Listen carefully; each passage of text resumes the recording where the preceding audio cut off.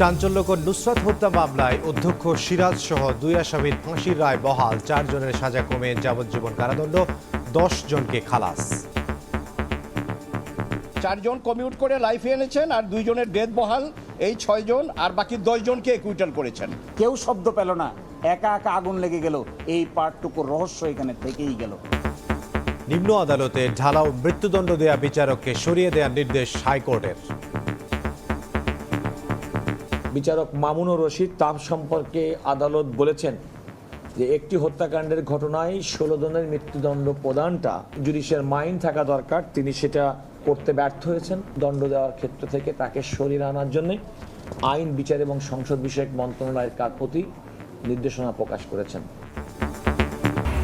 স্থানীয় সরকার নির্বাচনে প্রার্থী চূড়ান্ত হবে তৃণমূলের মতামতে। দলের নাম ভাঙিয়ে চলাদের বিরুদ্ধে নেওয়া হচ্ছে কঠোর ব্যবস্থা। শহীদ জিয়ার সমাধিতে শ্রদ্ধা জানিয়ে রিজভী।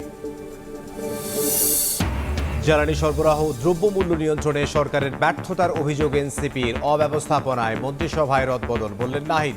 স্বাস্থ্য খাত সংস্কারের দাবি। নিষিদ্ধ সংগঠন ছাড়া কারো সভা সমাবেশে বাধা নেই, জানালেন আইনমন্ত্রী। জুলাই সনদ সামনে রেখে সংবিধান সংশোধনে গঠন হচ্ছে কমিটি। 72-এর সংবিধান ছুঁড়ে ফেলার সুযোগ নেই। বাংলাদেশ ভারত সম্পর্কে রাজনৈতিক টানাপোড়েন থাকলেও প্রভাব পড়বে না অর্থনীতিতে, জানালেন দীনেশ ত্রিবেদী। বাণিজ্যিক সম্পর্ক আগামীতে আরো বাড়ার আশা বাণিজ্য মন্ত্রীর। এবং যুক্তরাষ্ট্রের ব্রুকলিনের রেস্তোরাঁয় ঢুকে হঠাৎ গুলি, প্রাণ গেল এক বাংলাদেশির। আহত আরেকজনকে চিকিৎসা দেওয়া হচ্ছে হাসপাতালে। এখনো গ্রেফতার হয়নি কেউ।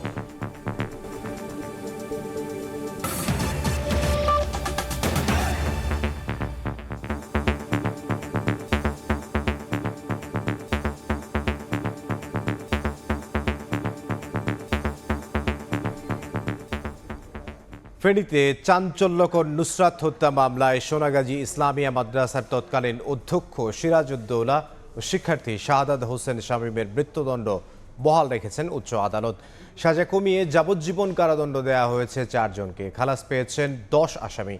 একই সঙ্গে নিম্ন আদালতে ঢালাও মৃত্যুদণ্ড দেয়া বিচারককে সরিয়ে দেওয়ার নির্দেশ দিয়েছেন হাইকোর্ট। 2019 সালের 6 এপ্রিল সোনাগাজী ইসলামিয়া ফাজিল মাদ্রাসার ছাদে নির্মম পৈশাচিকতার শিকার হয়েছিল নুসরাত জাহান রাফি। মাদ্রাসার তৎকালীন অধ্যক্ষের বিরুদ্ধে শ্লীলতাহানির অভিযোগ প্রত্যাহার না করায় কেরোসিন ঢেলে আগুন ধরিয়ে দেওয়া হয় নুসরাতের গায়ে। পরে ঢাকা মেডিকেলের বার্ন ইউনিটে চিকিৎসাধীন অবস্থায় 10 এপ্রিল মারা যায় নুসরাত। নুসরাতকে পুড়িয়ে হত্যার এই নৃশংস ঘটনায় ফুঁসে উঠেছিল গোটা দেশ। ঘটনার মাত্র 7 মাসের মাথায় 2019 সালের 24 অক্টোবর ফেনীর নারী ও শিশু নির্যাতন দমন ট্রাইব্যুনাল মাদ্রাসার তৎকালীন অধ্যক্ষ সিরাজউদ্দৌলা সহ 16 আসামির সবাইকে মৃত্যুদণ্ডাদেশ দেন। নিম্ন আদালতের সেই সাজার পর আইন অনুযায়ী মৃত্যুদণ্ড অনুমোদনের জন্য মামলার নথি আসে হাইকোর্টে। দীর্ঘ আইনি লড়াই, রাষ্ট্র ও আসামিপক্ষের যুক্তিতর্ক শেষে সোমবার উচ্চ আদালতে মাদ্রাসার তৎকালীন অধ্যক্ষ সিরাজউদ্দৌলা ও একই মাদ্রাসার ছাত্র শাহাদাত হোসেন শামীমের মৃত্যুদণ্ড বহাল রাখেন। একই সঙ্গে মৃত্যুদণ্ডের সাজা কমিয়ে 4 জনকে যাবজ্জীবন দেন, খালাস দেওয়া হয়েছে 10 আসামিকে। রায়ে নিম্ন আদালতে ঢালাও ফাঁসি দেয়া বিচারকের বিচারিক ক্ষমতা কেড়ে নেওয়ার নির্দেশ দিয়েছে হাইকোর্ট। এই 16 জন নিম্ন আদালত কর্তৃক মৃত্যুদণ্ডপ্রাপ্ত আসামির মধ্যে আদালত 2 জন আসামির মৃত্যুদণ্ডের রায়কে বহাল রেখেছেন। তারা হলেন এই মাদ্রাসার তৎকালীন অধ্যক্ষ SM সিরাজউদ্দৌলা এবং শাহাদাত হোসেন শামীম। আদালতের পর্যবেক্ষণ অনুযায়ী এই বিচারক মামুনুর রশিদকে অবিলম্বে পেনাল এবং সেন্টেন্সিং অর্থাৎ ফৌজদারি মামলার বিচার এবং সেক্ষেত্রে তার দণ্ড দেওয়ার ক্ষেত্র থেকে তাকে সরিয়ে আনার জন্য আইন, বিচার এবং সংসদ বিষয়ক মন্ত্রণালয়ের প্রতি নির্দেশনা প্রকাশ করেছেন। সিসিটিভি ফুটেজ গায়েব করে দেওয়ায় নুসরাত হত্যার রহস্য এখনও উদ্ঘাটিত হয়নি দাবি করে রায়ের বিরুদ্ধে উচ্চ আদালতে আপিল করার কথা জানান আসামিপক্ষের আইনজীবীরা। আশেপাশের লোক কেউই জানলো না, কেউ শব্দ পেল না, একা একা আগুন লেগে গেল। এই পার্টটুকুর রহস্য এখানে থেকেই গেল। ফলে আমরা এর বিরুদ্ধে আপিল করব। আমরা এক্সপেক্ট করি মাননীয় আপিল বিভাগে গিয়ে এই রহস্যের উন্মোচন হবে। এবং আরেকটি জিনিস আমি আদালতে দরখাস্ত করেছিলাম যে নুসরাত একটি ডাইং ডিক্লারেশন দিয়েছে। ডাইং ডিক্লারেশনে বলা আছে বোরখা পরা 4 জন মেয়ে। যদি তাই হয়ে থাকে তাহলে আজকে যে সাজা হয়েছে তার মধ্যে 3 জনই পুরুষ। নুসরাত হত্যা মামলার 16 আসামি কারাগারে রয়েছেন। যাবজ্জীবন পাওয়া 4 আসামিকে কন্ডেম সেল থেকে সাধারণ জেলখানায় দেওয়ার নির্দেশ দিয়েছে আদালত। রায়দুল ইসলাম শুভ, সময় সংবাদ, ঢাকা। মাদ্রাসা শিক্ষার্থী নুসরাত জাহান রাফি হত্যাকাণ্ডের রায়ের পরপরই আবেগে আপ্লুত হয়ে পড়েন নুসরাতের মা। পাশাপাশি মেয়ের হত্যার ঘটনায় আদালতে বিচার প্রতিষ্ঠিত হওয়ায় সন্তুষ্টি জানিয়ে সন্তোষ প্রকাশ করেছেন তিনি। রায়ের মধ্য দিয়ে একটি সুবিচার প্রতিষ্ঠিত হলো এবং এটাতে আমরা সন্তুষ্ট। এলাকাবাসী অত্যন্ত খুশি হয়েছি, যে প্রত্যাশা করছি আমরা ওই রকম একটা বিচার পেয়েছি। নুসরাতের মা আছেন, তিনি মেয়ের শোকে বারবারই কিন্তু এই যে মুচা যাচ্ছেন, অজ্ঞান হয়ে আছেন। তো মাঝে মাঝে উনি জ্ঞান ফিরে, এই হচ্ছে তাদের বর্তমান পরিস্থিতি। আমরা এই রায়ে আলহামদুলিল্লাহ আলহামদুলিল্লাহ আলহামদুলিল্লাহ আমরা সন্তুষ্ট এই রায়ে, যেটা হত্যা প্রকাশ হয়ে গেছে আজকে নুসরাতের হত্যা করা হয়েছে। ওনাদের বাড়িতে নিরাপত্তার দায়িত্বে আছি, নিরাপত্তার দায়িত্বে সবসময় যেরকম ছিলাম এখনও নিরাপত্তার দায়িত্বে থাকব। আমরা সবসময় সোচ্চার আছি, সতর্ক আছি। ফেনীতে মাদ্রাসা ছাত্রী নুসরাত হত্যা মামলার রায়কে ঘিরে নুসরাতের গ্রামের বাড়িতে অতিরিক্ত পুলিশ মোতায়েন করা হয়েছে। এই বিষয়ে বিস্তারিত জানবো, সেখানে আছেন সহকর্মী ইশতিয়াক আহমেদ। সরাসরি যাব তার কাছে। ইশতিয়াক, ফেনীর সোনাইগাজীতে যে চাঞ্চল্যকর হত্যাকাণ্ডের ঘটনা ঘটেছিল সেটি হচ্ছে মাদ্রাসা শিক্ষার্থী নুসরাত জাহান রাফি। সেই হত্যাকাণ্ডের আজ যে রায়, সেই রায় ইতিমধ্যে কিন্তু ঘোষণা করা হয়েছে এবং সেখানে আমরা দেখেছি যে 2 জনের যে মৃত্যুদণ্ড সেখানে বহাল রাখা হয়েছে। 4 জনের যাবজ্জীবন, বাকি যে 10 জন, সেই 10 জনের কিন্তু তারা খালাস করা হয়েছে। এবং সেই রায়কে ঘিরে আমরা দেখেছি যে সোনাইগাজীর যেই এলাকাটি রয়েছে অর্থাৎ নুসরাতের যে গ্রামের বাড়ি, সেখানে সকাল থেকে কিন্তু নিরাপত্তা জোরদার করা হয়েছিল এবং নিরাপত্তার বিষয়টি মাথায় রেখে এখানে কিন্তু অতিরিক্ত পুলিশ মোতায়েন করা হয়েছে এবং সেখানে আমরা সকালবেলা থেকে এসে পুলিশের যে নিরাপত্তা সেটি আমরা দেখতে পেয়েছি। আরেকটি বিষয় জানিয়ে রাখতে চাই, আমরা সকালবেলা থেকে এখানে এসেছি, আসার পরে দেখেছি এখানে যারা আইনশৃঙ্খলা বাহিনী তারা এখানে উপস্থিত রয়েছেন, তার পাশাপাশি যারা গণমাধ্যম কর্মী তারা এখানে অবস্থান করেছেন। আর এছাড়া যারা স্থানীয় যারা রয়েছে তারা কিন্তু এখানে খুব একজন স্থানীয় লোকজন দেখা যায়নি এবং নুসরাতের যিনি নিহত নুসরাত তার মা ছাড়া তার যার পরিবারের অন্য যারা সদস্যরা রয়েছে তারা কিন্তু বাড়িতে এই মুহূর্তে নেই। আমরা দেখেছি যে নুসরাতের মা তিনি অসুস্থ, তিনি শুধু বাসায় ছিলেন। তার বাবা এবং তার যে 3 ভাই, 1 ভাই প্রবাসী এবং 2 ভাই, একজন ঢাকায় থাকে এবং আর একজন এখানে গ্রামে থাকে, তারা কেউ কিন্তু এই মুহূর্তে এই নুসরাতের বাড়িতে নেই। এবং আজকের এই যে রায়ের পর কিন্তু এলাকাবাসীর মধ্যে কিন্তু অনেকেই সন্তুষ্টি প্রকাশ করেছেন, অর্থাৎ যে 10 জন খালাস হয়েছে তারা খালাস হওয়ার কারণে কিন্তু তারা এলাকাবাসী বা স্থানীয় যারা রয়েছে তারা কিন্তু এখানে সন্তুষ্টি প্রকাশ করেছে, অর্থাৎ নিরপরাধ 10 জন ব্যক্তি এই মামলা থেকে তারা খালাস হয়েছে। তেমনিভাবে নুসরাতের মা তিনিও কিন্তু এই তার যে আজকে যে রায়ে তিনি সন্তুষ্টি প্রকাশ করেছেন। আদালতের উপর সম্মান দেখে তিনি একটি বিষয় নিশ্চিত করেছেন, যেটি যে নুসরাতকে আত্মহত্যা করেনি, তার যে অপবাদ ছিল তাকে হত্যা করা হয়েছে এবং সেটি আদালত হাইকোর্টে কিন্তু আজকে প্রমাণ করেছে এবং তিনি তার নিরাপত্তা নিশ্চিত করছেন তার পরিবারের পক্ষ থেকে। তো এই ছিল আমার কাছে সর্বশেষ ফেনীর সোনাইগাজী যে নুসরাতের বাড়ি থেকে। ফেনী থেকে সহকর্মী ইশতিয়াক আহমেদ। স্থানীয় সরকার নির্বাচনে প্রার্থী চূড়ান্ত হবে তৃণমূলের মতামতে, আর দলের নাম ভাঙিয়ে চলাদের বিরুদ্ধে নেওয়া হচ্ছে কঠোর ব্যবস্থা। ভারপ্রাপ্ত মহাসচিবের দায়িত্ব পাওয়ায় শহীদ জিয়া ও বেগম জিয়ার সমাধিতে শ্রদ্ধা জানিয়ে কথা বলেন রুহুল কবির রিজভী। ক্ষমতার শুরু থেকেই বিএনপি সরকার জনকল্যাণে কাজ করে যাচ্ছে বলেও জানিয়েছেন রিজভী। শহীদ রাষ্ট্রপতি জিয়াউর রহমান এবং সাবেক প্রধানমন্ত্রী খালেদা জিয়ার সমাধিতে বিএনপি নেতাকর্মীদের ভিড়, দলীয় স্লোগানে মুখরিত পুরো এলাকা।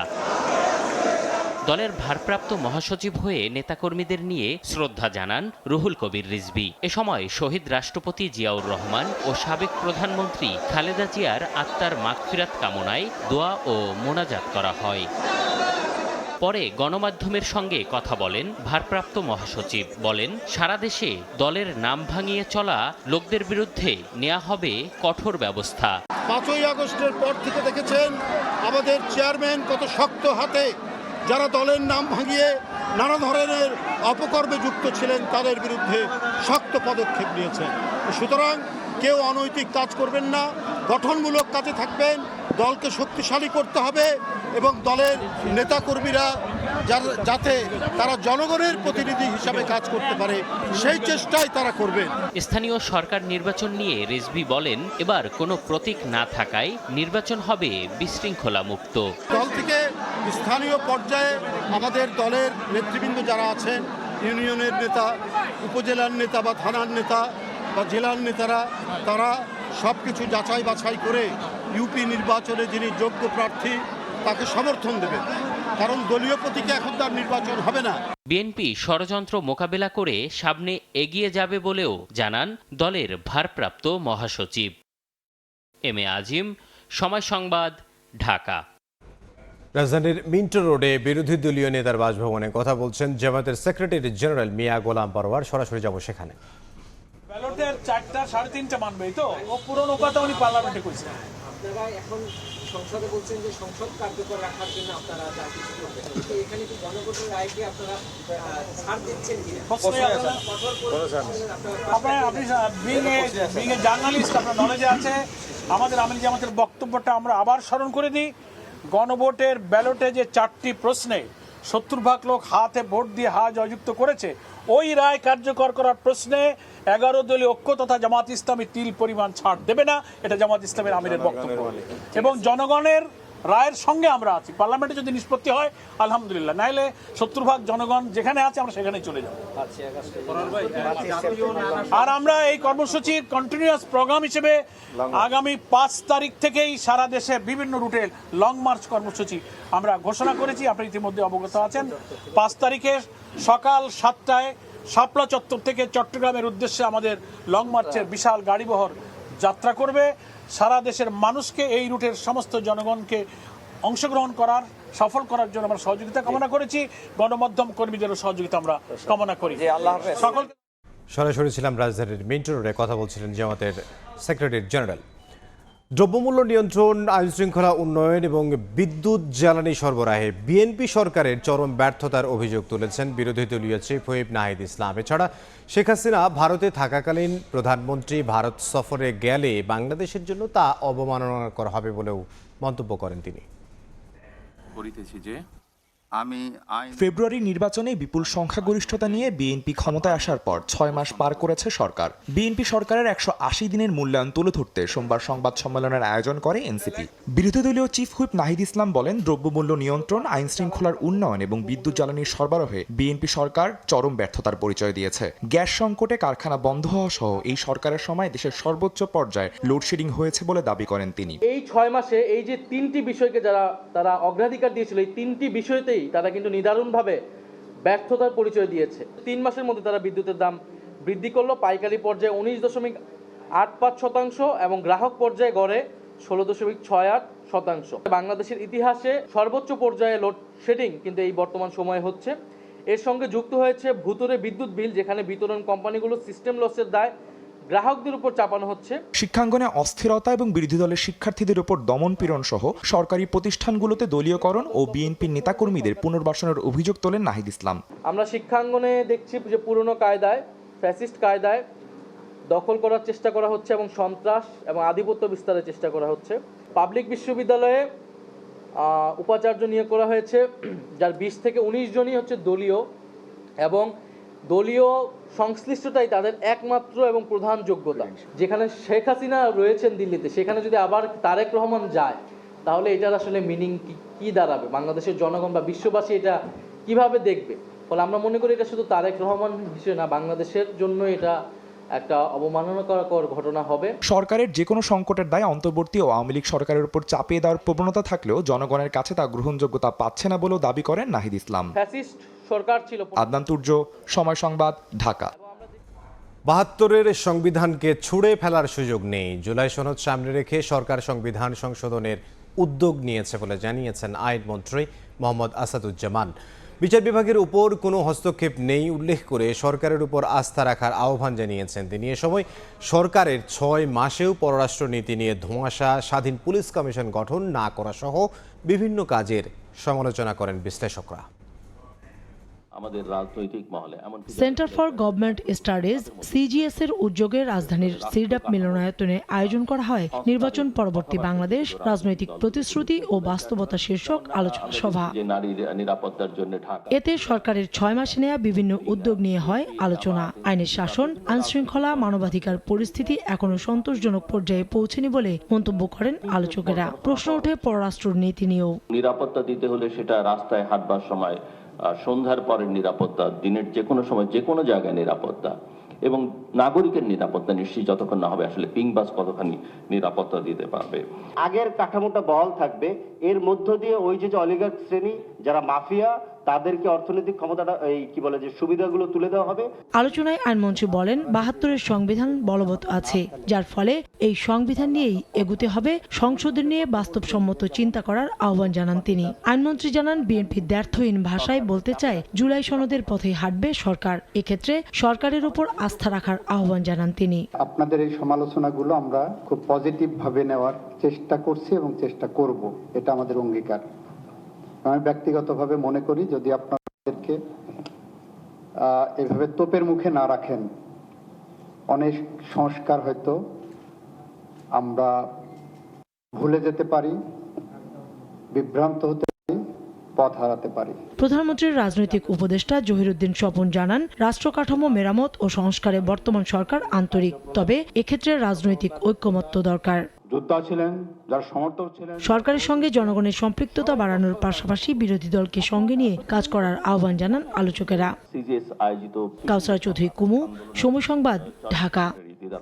জাতীয় নির্বাচনের চেয়েও ভালো পরিবেশে স্থানীয় সরকার নির্বাচন আয়োজন করা হবে বলে জানিয়েছেন প্রধান নির্বাচন কমিশনার এএমএম নাসির উদ্দিন। আইন প্রয়োগকারী সংস্থা সহ সংশ্লিষ্ট সবার প্রস্তুতি শেষ হলেই দিনক্ষণ ঘোষণা করবে ইসি। সোমবার সকালে স্থানীয় সরকার নির্বাচন সামনে রেখে আয়োজিত অনুষ্ঠান শেষে সাংবাদিকদের সিইসি জানান স্থানীয় সরকার নির্বাচনে তুলনামূলক বেশি বিশৃঙ্খলা হয়, আইনশৃঙ্খলা পরিস্থিতি নিয়ন্ত্রণে রাখতে বাড়তি প্রস্তুতি রাখা হবে। এছাড়া রাষ্ট্রপতি মির্জা ফখরুল ইসলাম আলমগীরের শূন্য হওয়া ঠাকুরগাঁও 1 আসনের উপনির্বাচন 90 দিনের মধ্যে আয়োজন করা হবে বলেও জানিয়েছেন সিইসি।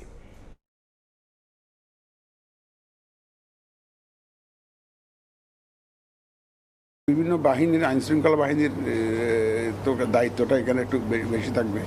তো আশা করি আমরা সবাইকে নিয়ে আমরা এটা নিয়ন্ত্রণ করতে পারবো বলে আমরা মনে করি। এখন ওই অতীতে দেখা গেছে যে এই ইলেকশনে খুব ভায়োলেন্সটা একটু বেশি হয়, তো সেটা আমাদের মাথায় আছে। সেইভাবে আমরা আইনশৃঙ্খলা বাহিনীকে মোবিলাইজ করার চেষ্টা করব। আমরা ঠিক জাতীয় নির্বাচন যেটা করেছি, আমরা যেভাবে করেছি তার চাইতে বেটার, খারাপ হবে না। বাংলাদেশ ভারত বাণিজ্যিক সম্পর্ক এগিয়ে নিতে ভারতীয় হাই কমিশনারের সঙ্গে আলোচনার কথা জানিয়েছেন বাণিজ্যমন্ত্রী খন্দকার আব্দুল মুক্তাদির। তিনি বলেন ভোক্তাকে সুলভ মূল্যে পণ্য কেনার সুযোগ দিতে অর্থনৈতিক স্বার্থ বিবেচনা করে সিদ্ধান্ত নিতে হবে দুই দেশকে। সচিবালয়ে বৈঠকের পর দীনেশ ত্রিবেদী জানান ঢাকা দিল্লির রাজনৈতিক টানাপোড়েন থাকলেও তার প্রভাব পড়বে না অর্থনীতিতে। বাংলাদেশের বড় বাণিজ্যিক অংশীদার প্রতিবেশী ভারত। দেশটির সঙ্গে বর্তমানে দ্বিপক্ষীয় বাণিজ্যের আকার প্রায় 13 বিলিয়ন মার্কিন ডলার।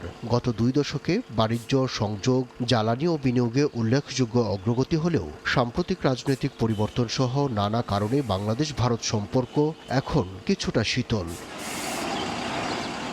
জুলাই অভ্যুত্থানের পর দুই দেশের মধ্যে আন্তঃবাণিজ্যের ক্ষেত্রে কিছু বিধিনিষেধ সত্ত্বেও অর্থনৈতিক প্রয়োজনের নিরিখে ব্যবসা ও বিনিয়োগ বাড়াতে যৌথ টাস্ক ফোর্স গঠনের প্রস্তাব দেয় ভারত। রাজনৈতিক ও কূটনৈতিক অস্থির সময়ের মধ্যেই সচিবালয়ে বাণিজ্যমন্ত্রীর সঙ্গে বৈঠক করেন ঢাকায় নিযুক্ত ভারতীয় হাইকমিশনার দীনেশ ত্রিবেদী। একান্তে প্রায় ঘণ্টাব্যাপী কথা বলেন তারা। পরে হাইকমিশনার বলেন ঢাকা দিল্লি রাজনৈতিক টানাপোড়েন থাকলেও অর্থনীতি থাকবে এসবের প্রভাব মুক্ত। Let us have business to business together. Politics will continue in its own way. Bangladesh is a vibrant, sovereign, independent country. So is India. Nobody is big, nobody is small, all are equals, and we have to work on that footing. বাংলাদেশের কাছে বাণিজ্যিক সম্পর্কের আলোকে চীনের পরই ভারতের অবস্থান। এ কথা জানিয়ে বাণিজ্য মন্ত্রী বলেন দুই দেশের বাণিজ্যিক সম্পর্ক আরও নিবিড় হবে আগামীতে। ওনারা ল্যান্ড বর্ডারগুলি পুরোপুরি ফাংশনাল করা আপনার বর্ডার হাটগুলি পুনরায় চালু করা, তারপরে ল্যান্ড বর্ডার দিয়ে সুতা আমদানি যেটা এখন প্রহিবিটেড সেটাকে আবার পুনরায় চালু করা, সাবরুম এবং আরও 2-1টা রাস্তার ব্যাপারে আমাদের নজরে এনেছেন। এই সমস্ত নিয়ে আলাপ হয়েছে। বাংলাদেশ ভারত বাণিজ্যিক সম্পর্ক এগিয়ে নিয়ে যাওয়ার ব্যাপারে আলোচনা হয়েছে। ব্যবসা ও বিনিয়োগ বাড়াতে দুই দেশের মধ্যে বেসরকারি ও প্রাতিষ্ঠানিক পর্যায়ে টাস্ক ফোর্স গঠনের প্রস্তাব বাংলাদেশ বিবেচনা করছে বলেও জানান বাণিজ্য মন্ত্রী। আব্দুল্লাহ শাফি, সময় সংবাদ, ঢাকা। সুপেয় পানি সরবরাহ, বর্জ্য ব্যবস্থাপনা ও নবায়নযোগ্য জ্বালানি নিয়ে আগামীতে যৌথভাবে কাজ করবে বাংলাদেশ এবং যুক্তরাষ্ট্র। স্থানীয় সরকার, পল্লী উন্নয়ন ও সমবায় মন্ত্রী ডক্টর আব্দুল মঈন খান এবং প্রতিমন্ত্রী মীর শাহে আলমের সঙ্গে সচিবালয়ে বৈঠক করেন মার্কিন রাষ্ট্রদূত ব্রেন্টি ক্রিস্টেনসন। এ সময় দুদেশের দ্বিপাক্ষিক নানা ইস্যুতে কথা বলেন তারা। ঘণ্টাব্যাপী চলা বৈঠক শেষে গণমাধ্যমে কথা বলেন স্থানীয় সরকার প্রতিমন্ত্রী। সামনের দিকে আমরা বাংলাদেশ সরকার এবং মার্কিন সরকার ঐক্যবদ্ধভাবে কাজ করব এবং আমি আবারও রিপিট করছি, আমাদের ওয়াটার সাপ্লাই, ওয়েস্ট ম্যানেজমেন্ট এবং রিনিউয়েবল এনার্জিগুলোতে তারা আমাদের পিপিপি মডেলে সহযোগিতা করার ব্যাপারে আশ্বস্ত করেছেন এবং এ ব্যাপারে পরবর্তীতে আমাদের অফিসিয়ালি সেক্রেটারি লেভেলে এবং ওনাদের দায়িত্বশীল ব্যক্তিরা আবার বসবেন এবং কথা বলবেন। এখনও কাটেনি গ্যাস সংকট। ফিলিং স্টেশনগুলোতে ঘন্টার পর ঘন্টা অপেক্ষার পরও মিলছে না গ্যাস। বন্ধ থাকাগুলো খুললেও কাঙ্ক্ষিত চাপ না থাকার অভিযোগ গ্রাহকদের। দিনের আলো ফুটতেই সড়কে নামার প্রস্তুতি নেন একজন পরিবহন শ্রমিক ও চালক, কিন্তু সেই ব্যস্ততা যাত্রী নিয়ে নয়, বরং ছুটতে হচ্ছে গ্যাসের সন্ধানে। লম্বা সারিতে সামনে এগোনোর প্রাণান্ত চেষ্টা, কিন্তু মিনিট পেরিয়ে ঘন্টা, তবুও যেন ফুরায় না অপেক্ষার প্রহর। যে সময় যাত্রী নিয়ে থাকার কথা রাস্তায়, সেই সময় কাটছে ফিলিং স্টেশনে। প্রায় 2 মাস ধরে চলা গ্যাস সংকট এখন নিত্যদিনের ভোগান্তির কারণ পরিবহন চালক সহ সাধারণ মানুষের। সিরিয়াল লাগাইছি, বিকাল 3-4টা বাজে গ্যাস নিয়ে বাড়িয়েছি, টিপ 2-3টা মারিয়া গাড়ি বন্ধ করে যায়, বাসে যা ঘুমানো লাগছে। দীর্ঘ সময় গ্যাসের জন্য অপেক্ষায় থাকার প্রভাব পড়ছে যাত্রীদের ওপর, বলছেন সিএনজি চালকরাই। যাত্রীদের পড়ছে, আমাদের অনেক সময় লাগছে খাওয়া দাওয়ার জন্য, মনে করেন যে খরচ অনেক গেছে, এই জন্য যাত্রী থেকে বইলা তাদেরকে ভাড়া বেশি নিয়েছে। বেশ কয়েকদিন গ্যাস সংকটে বন্ধ থাকা পাম্পগুলো পুনরায় চালু হলেও সেখানে নেই কাঙ্ক্ষিত চাপ। সংশ্লিষ্টদের আক্ষেপ, মাঝে মধ্যেই বিশৃঙ্খলা তৈরি হচ্ছে পাম্পগুলোতে। ড্রাইভার এসে আমাদের সাথে প্রচুর বিরক্ত করে, কিন্তু আমাদের গ্যাসের প্রেশার কম থাকার কারণে আমরা তো গ্যাস পরিপূর্ণভাবে ডেলিভারি দিতে পারতেছি না। কারণ গ্যাসে যদি প্রেশার থাকতো তাহলে আমরা গ্যাস পরিপূর্ণভাবে দিতে পারতাম। চলমান গ্যাস সংকটের শেষ কোথায়, তার উত্তর এখনও অনিশ্চিত। তবে দ্রুত সরবরাহ স্বাভাবিক হওয়ার প্রত্যাশায় দিন গুনছেন ভুক্তভোগীরা। স্বপন আহমেদ, সময় সংবাদ, ঢাকা। এই মুহূর্তে গাবতলীর সিএনজি পাম্পে আছেন সহকর্মী স্বপন আহমেদ। সরাসরি যাব তার কাছে। স্বপন, রাজধানীতে সকাল থেকে আমরা রাজধানীর বেশ কিছু সিএনজি পেট্রোল পাম্পে ঘুরেছি। গত 2 মাস ধরে যেভাবে সংকট নিয়ে রাস্তাতে গাড়িগুলো দাঁড়িয়ে আছে, আজও কিন্তু সেম অবস্থা আমরা বেশ কয়েকটি সিএনজি পেট্রোল পাম্পে দেখেছি। তো এখন আমরা এই মুহূর্তে গাবতলীর একটি সিএনজি ফিলিং স্টেশনে রয়েছি। সেখানেও কিন্তু একই অবস্থা, অনেকেই 2 থেকে 3 ঘন্টা, কারো কারো আবার 4 ঘন্টাও লেগে যাচ্ছে এই গ্যাস নেওয়ার জন্য। যারা অপেক্ষমান অবস্থায় রয়েছেন তাদের শুধু এটি নয়, যারা আসলে গ্যাস নেওয়ার পরে ভাড়ায় চালিত তারাই কিন্তু বেশ বেশি ভোগান্তিতে পড়েছেন। কেননা গ্যাস যখন তারা নিতে পারছেন না, তারা কিন্তু নির্ধারিত যে ভাড়া সেগুলো কিন্তু আগে যেরকম তারা চলাচল করতে সেভাবে তারা চলাচল করতে পারছে না। বিধায় তারা বলছেন যে তাদের উপার্জনে যেরকম ভাটা পড়েছে, পাশাপাশি যে সকল গ্যাস সংকটের কারণে বেশ কয়েকদিন, গত 7 দিনে রাজধানীতেই অনেকগুলো গ্যাস পাম্প বন্ধ ছিল, যেগুলো আজকে বা গতকালকে চালু করা হয়েছে, কিন্তু সেখানেও যে গ্যাসের পর্যাপ্ত চাপ সেটি কিন্তু একেবারে নেই।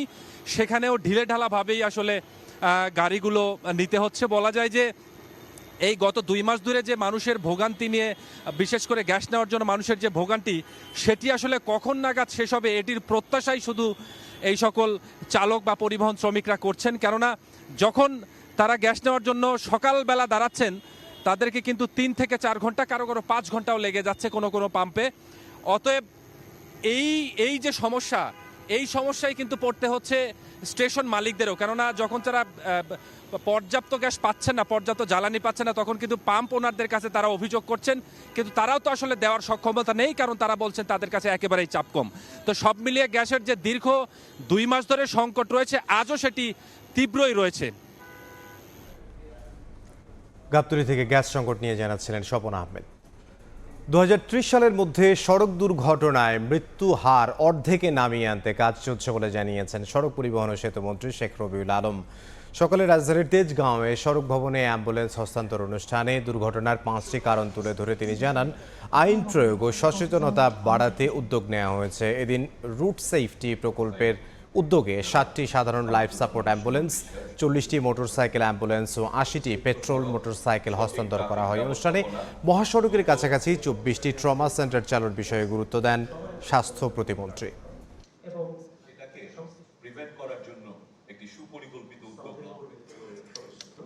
আমাদের যে অঙ্গীকার রয়েছে 2030 সালের মধ্যে এই 5000-এর কাছাকাছি লোক প্রতি বছর জীবন দিচ্ছে, তা অর্ধেকে হ্রাস করা, তাহলে সেটা সম্ভব হবে।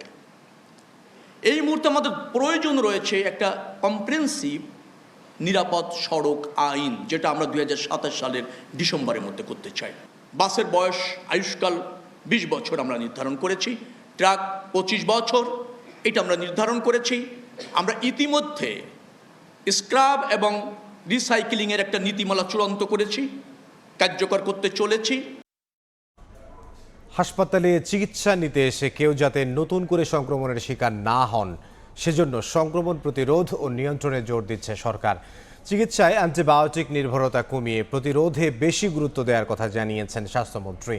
সকালে রাজধানীর জাতীয় বার্ন ইনস্টিটিউটে সংক্রমণ প্রতিরোধ ও নিয়ন্ত্রণ বিষয়ক সেমিনারে এই কথা বলেন তিনি। এ সময় সংক্রমণ প্রতিরোধ ও নিয়ন্ত্রণে দ্রুত কমিটি গঠনের নির্দেশ দেন স্বাস্থ্যমন্ত্রী। তিনি বলেন, শুধু হাসপাতাল নয়, সংশ্লিষ্ট সবার সচেতন অংশগ্রহণেই সংক্রমণ প্রতিরোধ করা সম্ভব। নিয়মিত প্রশিক্ষণ ও কার্যকর নজরদারি নিশ্চিত করার তাগিদও দেয়া হয়। প্রত্যেকটা উপজেলা হেলথ কমপ্লেক্সে সলিড এবং লিকুইড ওয়েস্ট ম্যানেজমেন্ট প্লান্ট আপনার স্থাপন করা হবে, যেখানে শুধুমাত্র সরকারি হাসপাতালে বর্জ্যই না, বেসরকারি যে হাসপাতাল আপনার আছে আশেপাশে, তারাও বাধ্যতামূলকভাবে তাদেরকে আসতে হবে এবং তাদের বর্জ্য, তাদের আপনার নিষ্কাশন ওখানে তাদের করতে হবে। We have to be very careful to avoid infection before prevention. In some cases, control is very difficult, as you have said. Antibiotic becomes unworkable in such case of prevention. The committee should immediately be formed, and the much emphasis we all should give an awareness. We should increase. শুধুই কি মাদক গ্রহণে বাধা ও বাকবিতণ্ডার জেরে রংপুরে 4 জনকে হত্যা করা হয়েছে, নাকি ঘটনার পেছনে আছে অন্য কোনো কারণ, তা নিয়ে উঠেছে প্রশ্ন।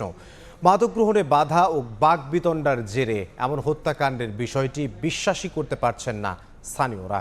দোষীদের কঠোর শাস্তি নিশ্চিতের দাবি উঠেছে বিচার বিভাগীয় তদন্তের। নাজমুল ইসলাম নিশাতের রিপোর্ট, ক্যামেরায় ছিলেন শাকিল মাহমুদ। শনিবার রাতে রংপুর জিলা স্কুলের অবসরপ্রাপ্ত শিক্ষক গণপতি চক্রবর্তী, তার স্ত্রী প্রীতিলতা, মেয়ে আগামী ও ছেলে আয়ুষের মরদেহ নিজ বাড়ি থেকে উদ্ধার করে পুলিশ। 24 ঘন্টার মধ্যে হত্যায় জড়িত মুগ্ধ ও সিদ্ধার্থ নামে 2 যুবককে গ্রেফতার করা হয়। পুলিশ জানিয়েছে, নিজ ভবনের ছাদে মাদক গ্রহণে বাধা ও বাকবিতণ্ডার জেরে এই নির্মম হত্যাকাণ্ড। মাদক সেবনকে ঘিরে বাকবিতণ্ডার জেরে শিক্ষক গণপতি চক্রবর্তীর বাসভবনের এই ছাদেই তাকে হত্যা করেন ঘাতক সিদ্ধার্থ এবং মুগ্ধ। পুলিশ বলছে, এরপরেই সিঁড়িঘরে শিক্ষকের স্ত্রী এবং কন্যা এবং সবশেষ বাড়ির ভিতরে ঢুকে তার শিশু সন্তানকে হত্যা করেন এই 2 ঘাতক। গণপতি চক্রবর্তী 6 থেকে 7 বছর ধরে বাস করছেন রংপুর নগরীর মাছুয়াপাড়ায়। স্থানীয়রা জানান, তার পুরো পরিবার ছিল শান্ত স্বভাবের, কারো সঙ্গে তাদের কোনো বিরোধ ছিল না। শুধু মাদক সেবনে বাধা দেয় এমন নির্মম হত্যাকাণ্ডের কথা বিশ্বাসই হচ্ছে না কারো। সাদাসিধা মানুষ ছিল, খুবই ভদ্রলোক ছিল, বাইরে কম বেড়াইতো।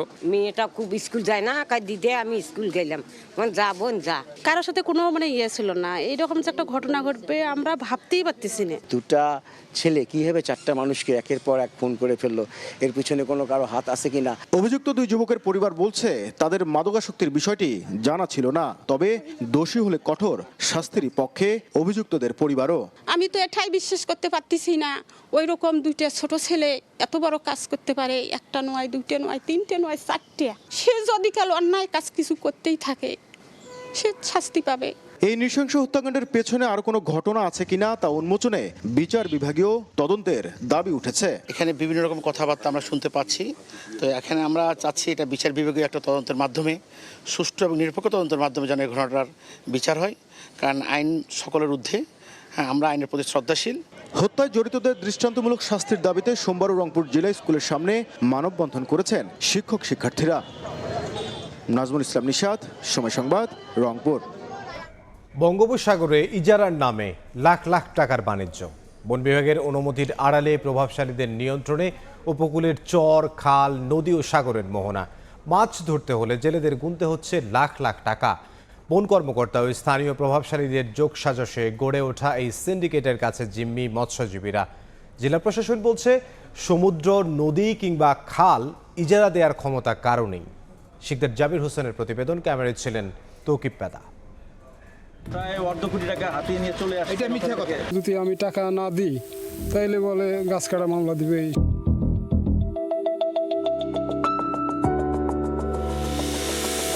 বঙ্গোপসাগরের বিস্তীর্ণ জলরাশি, যেখানে সবার জন্য উন্মুক্ত থাকার কথা মাছ ধরার সুযোগ, কিন্তু বাস্তবতা একেবারেই ভিন্ন। তুফানিয়া চর সংলগ্ন বঙ্গোপসাগরের এই মোহনাটি বন বিভাগের কাছ থেকে ইজারা নেয়ার দাবি স্থানীয় প্রভাবশালী আড়তদার মোশাররেফ হোসেনের। তাই তাকে 2,60,000 টাকা দিয়ে এখানে মাছ ধরছেন জেলে জাকির মাঝি। এই মোহনায় অন্য কোনো জেলের মাছ ধরার সুযোগ নেই। প্রত্যেক বৈশাখে ডিট দেয় 2,60,000 টাকায় চর আমাদেরকে 1 বছর লেগে বিট দিচ্ছে।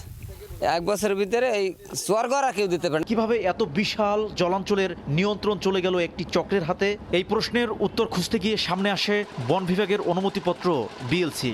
বন বিভাগের আওতাধীন খালে মাছ ধরার এই অনুমতিকে কেন্দ্র করেই আশপাশের বিস্তীর্ণ জলাঞ্চল নিয়ন্ত্রণের অভিযোগ উঠেছে প্রভাবশালীদের বিরুদ্ধে। আর এই পুরো প্রক্রিয়ায় বন বিভাগের কিছু কর্মকর্তা জড়িত বলেও অভিযোগ জেলেদের। যে টাকা দিয়ে নিতে পারে তারা মাছ ধরতে দেয়, আর অন্য কেউ মাছ ধরতে দেয় না। কারে টাকা দেওয়া লাগে? আর টাকা না দিলে কি হয়? বিটো বিচার সরকারিভাবে বেলসি ও সিরিয়া কাটতে দেয়, ফরেস্টাররা কাটতে দেয়, যেমন নেতা করে, স্থানীয় নেতা করে, নেতার কাছ থেকে আমরা আর কি টাকা দিয়ে কিনে এবার ভাই। এই খালগুলোতে চাইলেই কোনো জেলে মাছ শিকার করতে পারেন না। মাছ শিকারের জন্য বন বিভাগের কর্মকর্তা এবং প্রভাবশালীদের নির্ধারিত টাকা পরিশোধ করেই নির্দিষ্ট কিছু লোক মাছ শিকার করতে পারেন। কিন্তু মোটা অঙ্কের এই টাকা দেওয়ার সামর্থ্য নেই অনেক সাধারণ জেলের। এতে বংশ পরম্পরায় মাছ ধরে জীবিকা চালানো মানুষগুলো পড়েছেন চরম বিপাকে। আমি একটা হতা চাইছি, আমার 20,000 টাকা দিতেই। টাকা না দিলে এরা আমার সাথে সেইভাবে ভালো ব্যবহার করে না। সম্প্রতি মাছ ধরার অনুমতি দেওয়ার কথা বলে শতাধিক জেলের কাছ থেকে প্রায় অর্ধ কোটি টাকা হাতিয়ে নেওয়ার অভিযোগ উঠে বন বিভাগের মৌডুবি বিট কর্মকর্তা শোয়েব খানের বিরুদ্ধে। অভিযোগের পর তার বদলি হলে টাকা ফেরত ও বিচারের দাবিতে মানববন্ধন করেন ভুক্তভোগীরা। আমাদের কাছ থেকে তুফাইনা চর দেবে গইয়া 1.5 লক্ষ টাকা নিস। যদি টাকা না দিয়ে ওই বনে ঢোকে তাহলে সে মামলার হুমকি দেয়। আর আমরা সাধারণ মানুষ ভয়তে কি করব? আপনি ওখানে সমুদ্র ইজারা দিয়েছেন। অভিযোগের বিষয়ে বক্তব্য নিতে গেলে সময় সংবাদের ক্যামেরা দেখে পালানোর চেষ্টা করেন অভিযুক্ত বন কর্মকর্তা। সমুদ্র বা এইগুলো কি ইজারা দেওয়া যায়? না, ইজারা না, আমরা পারমিট দিছি, আমরা সরকার পারমিট দিছি। আমাদের পারমিট দিতে পারি, আমরা এটা কি আপনি আবেদন সাপেক্ষে দিতে পারি। এক একটি চরে মাছ ধরার অনুমতিপত্র নিতে সরকারি রাজস্ব হিসেবে জমা দিতে হয় মাত্র 500 থেকে সর্বোচ্চ 5,000 টাকা। অথচ এর আড়ালে 5 থেকে 10 লাখ টাকা পর্যন্ত লেনদেনের অভিযোগ রয়েছে। আমি জানি চর আছে, এক একটা চর বা একটা খাল এখন এটা দীর্ঘদিন ধরে চলে আসছে। 24টা বিএলসি দিয়েছেন, তার মানে এই বনে 24 জন মানুষ মাছ ধরতে পারবে। এটা তো আমার তো সীমিত জায়গা। তবে বন বিভাগের অনুমতি কিংবা ইজারার নামে বঙ্গোপসাগর নিয়ন্ত্রণের অভিযোগ সরাসরি নাকচ করেছেন জেলা প্রশাসক। বন বিভাগ কেন, কারোই কিন্তু সমুদ্রকে ইজারা দেওয়ার কোনো সুযোগ নেই, যে সমুদ্র হচ্ছে উন্মুক্ত। রাঙ্গাবালির উপকূলে রয়েছে 30টির বেশি চর ও ডুবোচর। শিকদার জাবির হোসেন, সময় সংবাদ, পটুয়াখালী।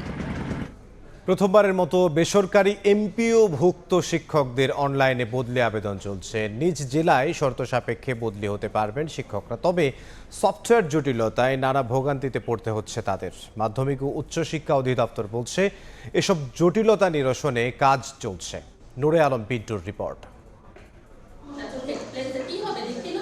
বেসরকারি এমপিওভুক্ত স্কুল, কলেজ, মাদ্রাসায় শিক্ষকদের বদলির আবেদন শুরু হয়েছে গত 21 আগস্ট। চলতি সপ্তাহ জুড়ে অনলাইনে পুরো আবেদন প্রক্রিয়া চলবে। বেশ কয়েকটি শর্তে শিক্ষকরা আবেদন করতে পারছেন। আবেদনকারী সর্বোচ্চ 3টি শিক্ষা প্রতিষ্ঠানে আবেদনের সুযোগ পাবেন। চাকরির আবেদনে দেয়া নিজ জেলায় বদলির জন্য আবেদন করতে পারবেন। নিজ জেলায় পদ শূন্য না থাকলে নিজ বিভাগের যে কোনো জেলায় শূন্য পদের বিপরীতে বদলি আবেদন। আবেদনকারী শিক্ষক বা স্বামী স্ত্রীর নিজ জেলা বা কর্মস্থলের জেলায় আবেদন করতে পারবেন। চাকরিতে যোগদানের 2 বছর হলে আবেদনের যোগ্য হবেন। বদলি হয়ে কর্মস্থলে ন্যূনতম 2 বছর কাজ করতে হবে। কারো বিরুদ্ধে সাময়িক বরখাস্ত বা ফৌজদারি মামলা থাকলে সে বদলি আবেদন করতে পারবেন না। এখানে ম্যানুয়াল কোনো সিস্টেম থাকবে না। এখানে কাউকে ফেভার করার সুযোগ থাকবে না। কারো ইচ্ছা মতো ম্যানুয়ালি বদলি করার সুযোগ না থাকার কারণে টোটালি যেটি স্বচ্ছ, তার প্রাপ্যতা ভিত্তিক, সেভাবেই বদলিটি একটি বাটন ক্লিকের মাধ্যমে সারা দেশে একযোগে হয়ে যাবে। বদলি প্রক্রিয়াকে স্বাগত জানাচ্ছেন শিক্ষকরা, তবে সফটওয়্যারে আবেদন করতে সমস্যায় পড়তে হচ্ছে তাদের। সমপদ বা সময় স্কেলে বদলিতে সমস্যা হচ্ছে। এখন চাইলে জনস্বার্থে একটা পয়েন্ট আমাদের বদলিতে আছে, যদি কোনো শিক্ষক কোনো জায়গায় নির্যাতনের শিকার হয়, সেই জায়গাটাকে ফোকাস করে সংশ্লিষ্ট অধিদপ্তর ওই শিক্ষককে বদলি করে জনস্বার্থে যে অন্য একটা জায়গায় দিয়ে শিক্ষককে নিরাপত্তা দিতে পারবে। সেই সঙ্গে স্বামী স্ত্রীর কর্মস্থলে জেলা দেয়া থাকলেও সেখানে আবেদন করা যাচ্ছে না। প্রতিষ্ঠানের শূন্য পদ থাকলেও সফটওয়্যারে ত্রুটির কারণে এসব পদ খালি দেখাচ্ছে না বলে অভিযোগ পাওয়া গেছে। পাসওয়ার্ড আইডি যে জটিলতা, সকল কিছু ঠিক থাকা সত্ত্বেও ইনভ্যালিড পাসওয়ার্ড আসছে, এটা তো শিক্ষকদের ভুল না, ভুল হচ্ছে আপনার যারা সংশ্লিষ্ট কর্মকর্তা, এদের ভুল। সারা দেশে এমপিওভুক্ত 5.5 লাখের বেশি শিক্ষক আছেন। এবারই প্রথমবার শিক্ষকরা বদলির সুযোগ পাচ্ছেন। শিক্ষা সংশ্লিষ্টরা বলছেন, বেসরকারি শিক্ষকদের যে বদলি প্রথা চালু হয়েছে সেটি সঠিকভাবে নিয়ন্ত্রণ করতে পারলে এর থেকে সুফল মিলবে। আর আবেদনের ক্ষেত্রে যেসব সমস্যা তৈরি হয়েছে সেগুলো দ্রুততম সময়ের মধ্যে চিহ্নিত করে ব্যবস্থা নিতে হবে। নূরে আলম, সময় সংবাদ, ঢাকা। আকস্মিক পাহাড়ি ঢলে ব্রাহ্মণবাড়িয়ার আখাউড়ার সীমান্তের নিচু এলাকা প্লাবিত হয়েছে। বিস্তারিত জানবো, সেখানে আছেন সহকর্মী উজ্জ্বল চক্রবর্তী। সরাসরি যাব তার কাছে। ভারতের ত্রিপুরা রাজ্য থেকে নেমে ব্রাহ্মণবাড়িয়ার হয়েছে, তার মধ্যে আখাউড়া, উত্তর, দক্ষিণ, বনিয়ন্দ এবং মোগরা ইউনিয়নের এই 4টি ইউনিয়নের অন্তত 15টি গ্রাম নিম্নাঞ্চল প্লাবিত হয়েছে। ইতিমধ্যে বাড়িঘরে পানি ঢুকতে শুরু করেছে এবং ফসলি জমি যেগুলো আছে ইতিমধ্যে কিন্তু তলিয়ে গেছে এবং মাছের ঘের, উঠতি ফসলি জমি সবগুলো কিন্তু এখন পানির নিচে আছে। আমরা কথা বলেছিলাম উপজেলার নির্বাহী কর্মকর্তা তাপসী রাবিয়ার সাথে, তিনি আমাদেরকে জানিয়েছেন ইতিমধ্যে তারা কিন্তু ত্রাণ ও পুনর্বাসন কর্মকর্তার মাধ্যমে ক্ষয়ক্ষতির পরিমাণ নিরূপণের জন্য গ্রামে গ্রামে কিন্তু তারা সেই কাজটি করছেন এবং বলছেন যে ইতিমধ্যে 250 হেক্টর ধানি জমি এবং শাকসবজি সহ বিভিন্ন জমি মিলিয়ে প্রায় 1400 হেক্টর জমি এখন পর্যন্ত পানির নিচে রয়েছে। সেটা হচ্ছে গত ভোররাত থেকে, অর্থাৎ আজ ভোররাত থেকে কিন্তু সে পানি চাপ বাড়তে থাকে, অর্থাৎ ভারতের ত্রিপুরা রাজ্যের পাহাড়ি যে ঢল সেটি হচ্ছে কিন্তু পানি কিন্তু লোকালে প্রবেশ করছে, যার কারণে এখান দিয়ে যে নির্মাঞ্চল আছে, নির্মাঞ্চলে যে বাড়িঘর আছে সেগুলো পানি প্রবেশ করার কারণে কিন্তু নির্মাঞ্চলের বাসিন্দারা ইতিমধ্যেই লোকালয়ে প্রবেশ করছে, যার কারণে এখান দিয়ে যে নির্মাঞ্চল আছে, নির্মাঞ্চলে যে বাড়িঘর আছে সেগুলোতে পানি প্রবেশ করার কারণে কিন্তু নির্মাঞ্চলের বাসিন্দারা ইতিমধ্যেই আত্মীয়স্বজন সহ বিভিন্ন জায়গায় কিন্তু আশ্রয় নিয়েছে এবং তারা বলছেন, তাদের সাথে আমরা কথা বলেছিলাম যে এখন পর্যন্ত সরকারের পক্ষ থেকে কোনো ধরনের সাহায্য সহযোগিতা এখন পর্যন্ত তারা পাননি বা কোনো ধরনের আশ্বাসও পাননি। এটুকুই ছিল আমার কাছে আখাউড়া যে স্থলবন্দর এলাকা থেকে বন্যার সর্বশেষ তথ্য। টার্মিনালে কারিগরি ত্রুটি ও সময় মতো এলএনজি আমদানি করতে না পারা জ্বালানি ব্যবস্থাপনার বড় দুর্বলতা বলে মনে করছে সিপিডি। প্রতিষ্ঠানটি বলছে, গ্যাস সংকটে সরকারের 6 মাসে স্থায়ীভাবে বন্ধ হয়ে যাচ্ছে কারখানা, ধুঁকছে সার কারখানাও। অথচ ভোলার গ্যাস বাণিজ্যিকভাবে ব্যবহারের পদক্ষেপ নিতে পারেনি সরকার। তবে 10,000 কোটি টাকা কৃষি ঋণ মওকুফ, বিদ্যুতের দাম না বাড়ানোর সিদ্ধান্তকে সাধুবাদ জানায় সিপিডি। আমাদের নির্বাচনী ইশতেহারে 5 বছরে 1 কোটি নতুন কর্মসংস্থানের প্রতিশ্রুতি দিয়েছে বিএনপি। তবে গ্যাস বিদ্যুতের তীব্র সংকট, বিদেশি বিনিয়োগে মন্দা ও কারখানা বন্ধে নতুন অনিশ্চয়তায় কর্মসংস্থানের বাজার। বর্তমান সরকারের 6 মাসের কর্মকাণ্ড পর্যালোচনায় গবেষণা সংস্থা সিপিডি বলছে, সরকার দায়িত্ব নেয়ার পর এ পর্যন্ত অনেক কারখানা বন্ধ হয়েছে, চাকরিহারা 1.5 লক্ষের বেশি মানুষ, গ্যাসের অভাবে হোঁচট খাচ্ছে সার উৎপাদন, সমাধান খোঁজা হচ্ছে এলএনজিতে। যা নিয়ে ক্ষোভ জানান সিপিডির সম্মাননীয় ফেলো দেবপ্রিয় ভট্টাচার্য। চুক্তির মাধ্যমে আমরা মধ্যপ্রাচ্য থেকে বা অন্যান্য জায়গা থেকে যদি এলএনজি বা অন্যান্য তেল আমদানি করার চুক্তি করতে পারি, তাহলে সেটা নিঃসন্দেহে একটা ভালো হয়। আমার মনে হয় যে এখানে যতখানি না ঐক্যমত্যের অভাব, তার চেয়ে অনেক বেশি এটাকে কার্যকরভাবে বাস্তবায়ন ক্ষেত্রে যেই উদ্যোগ, সমন্বয় এবং যে সমস্ত তথ্য উপাত্তের ভিত্তিতে একটা বৈজ্ঞানিকভাবে করা উচিত, সেটার অভাব আমরা দেখতে পাচ্ছি। সিপিডি বলছে, চলতি অর্থ বছরে প্রায় 7 লাখ কোটি টাকা রাজস্ব আদায়ের লক্ষ্যমাত্রা ধরলেও ঘাটতি থাকবে প্রায় 1.5 লাখ কোটি টাকা। মাথাপিছু ঋণ $48,000 থেকে বেড়ে দাঁড়িয়েছে $55,000। এমন প্রেক্ষাপটে পে স্কেল বাস্তবায়ন না হলে রাষ্ট্রীয় কাজে বিঘ্ন ঘটবে বলে মনে করেন দেবপ্রিয় ভট্টাচার্য। ওনারা রাজনৈতিক সাহস দেখাতে পারছেন না সিদ্ধান্ত নেওয়ার ক্ষেত্রে এবং সংস্কারের করার ক্ষেত্রে, এবং এটা সবচেয়ে বড় একটা জায়গা হলো আমাদের সরকারি কর্মকর্তাদের বেতন ভাতার বিষয়। একটা মহার্ঘ ভাতা দিয়ে দিতে পারতো 20-25%, 20-25% দিয়ে সে প্রার্থনা করতে সময় দেন, আরেকটু আমি বিবেচনা করি এটার ভিতরে, সেই সময়টার ভিতরে হতো। এখন আপনি যেখানে নিয়ে এসছেন, এখন তো বড় কিছু করা ছাড়া আপনার উপায় থাকবে না। তবে কৃষকদের সুদসহ 10,000 কোটি টাকা পর্যন্ত কৃষি ঋণ মওকুফ, লাইফ লাইন গ্রাহকদের জন্য বিদ্যুতের দাম বৃদ্ধির সিদ্ধান্ত প্রত্যাহারকে জনবান্ধব বলছে সিপিডি। তবে আইন প্রয়োগে সরকার জিরো টলারেন্সের কথা বললেও এখনও পরিস্থিতি সন্তোষজনক নয় বলে মূল্যায়ন সিপিডির। শুভ খান, সময় সংবাদ, ঢাকা। দেশের বাইরের খবর, যুক্তরাষ্ট্রের নিউ ইয়র্ক সিটির ব্রুকলিনে একটি রেস্তোরাঁয় গুলিতে ইউসুফ রাজু নামে এক বাংলাদেশি নিহত হয়েছেন। তার বাড়ি নোয়াখালী বলে জানা গেছে। এই ঘটনায় রাসেল নামে আহত হয়েছেন আরেকজন বাংলাদেশি। হামলাকারীকে ধরতে অভিযানে নেমেছে পুলিশ। স্থানীয় সময় রোববার রাতে ব্রুকলিনের American paste wings and pizza নামের রেস্তোরাঁয় বন্দুক হামলার ঘটনা ঘটে। মাথায় গুলিবিদ্ধ হন ইউসুফ রাজু নামের এক বাংলাদেশি। পায়ে গুলিবিদ্ধ অবস্থায় উদ্ধার করা হয় আরও একজনকে। পরে দুজনকে হাসপাতালে নেওয়া হলে ইউসুফকে মৃত ঘোষণা করেন চিকিৎসকেরা। আহত রাসেলের অবস্থা স্থিতিশীল বলে জানা গেছে। পুলিশ জানায়, এক বন্দুকধারী রেস্তোরাঁটিতে প্রবেশ করে অতর্কিত গুলি চালালে হতাহতের ঘটনা ঘটে। কী কারণে গুলি চালানো হয়েছে তা এখনও জানা যায়নি। ঘটনার পর থেকে হামলাকারীকে ধরতে অভিযান চালাচ্ছে নিউ ইয়র্ক পুলিশ। একই সঙ্গে হামলার কারণ এবং বন্দুকধারীর পরিচয় জানতে তদন্ত চলছে। নিহত ইউসুফ রাজুর বাড়ি নোয়াখালী বলে জানা গেছে। এই ঘটনায় প্রবাসী বাংলাদেশিদের মধ্যে আতঙ্ক বিরাজ করছে। এর আগে ব্রুকলিনে স্থানীয় সময় শুক্রবার রাত 9:55 দিকে ইস্ট নিউ ইয়র্কের নাইচার পিঙ্ক হাউসের বাইরে 27 বছর বয়সী এক ব্যক্তিকে গুলি করে হত্যা করা হয়। শাফিনা সুলতানা, সময় সংবাদ। এবার জানাবো খেলার খবর। পুরো টেস্ট সিরিজ জুড়ে বাংলাদেশি ক্রিকেটারদের লড়াকু পারফরমেন্সে মুগ্ধ অস্ট্রেলিয়ান ক্রিকেটাররা। তামিম, হাসান, শরীফুলদের নিয়ে অজিদের মুখে কেবলই প্রশংসার সুর। ওয়ানডের পর টেস্টেও টাইগারদের ক্রিকেটীয় মানসিকতা নজর কেড়েছে শক্তিশালী অস্ট্রেলিয়ান ম্যানেজমেন্টের, যে কারণে বাংলাদেশের বিপক্ষে ভবিষ্যতে আরও বেশি দ্বিপাক্ষিক সিরিজ খেলতে আগ্রহী বলে জানিয়েছেন দলটির সহ অধিনায়ক Alex Carey.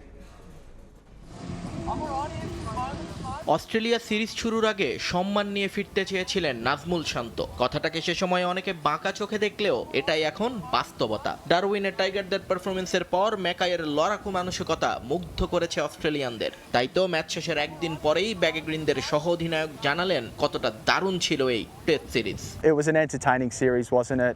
Played in great spirits.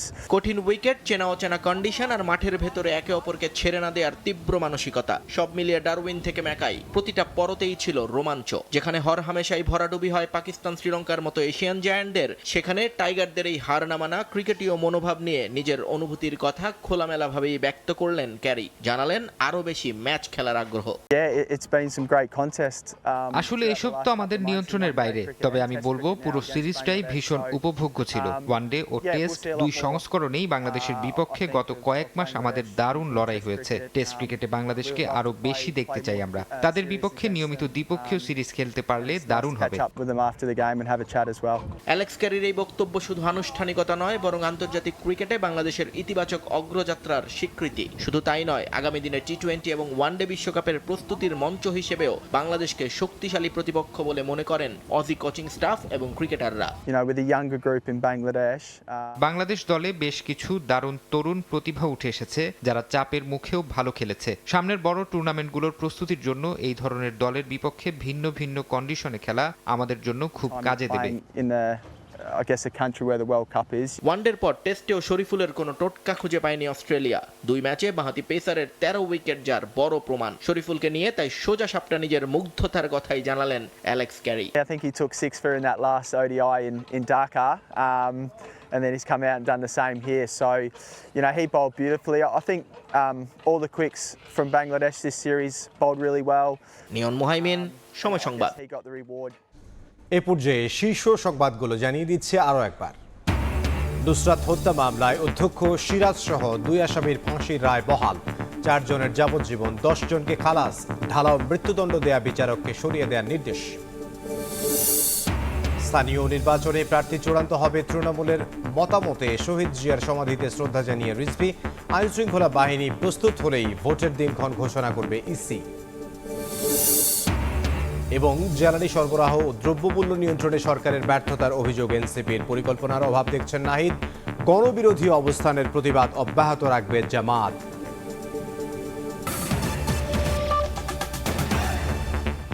এই ছিল দুপুরের সময়ে। এরপর বিভাগীয় সময় নিয়ে আসছে কিছুক্ষণ পর। সঙ্গে থাকুন সময়।